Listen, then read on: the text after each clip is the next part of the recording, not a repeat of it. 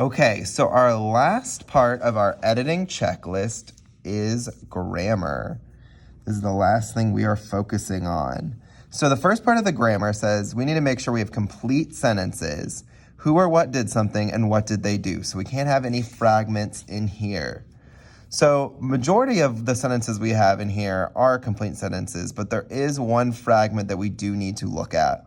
If you notice, right here we have the word reptiles, which is answering the question we had before. However, reptiles is a fragment because it really doesn't have a complete thought. Who or what did something, what did they do? It literally just says reptiles. So there's multiple ways that we could go about changing this fragment into a complete sentence. One way that we are going to do for this is we are just going to insert the answer is right there, because then we're going to say the answer is reptiles, which this goes perfectly since the first one asked a question.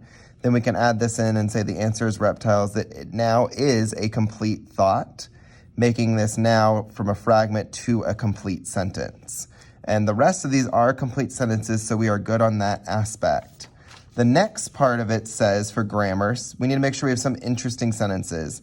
And it says the most interesting sentence in this piece is, well, what I think the most interesting sentence is our first one here that says, what has dry, scaly skin, 4 legs, a bony skeleton, and breathes air through its lungs.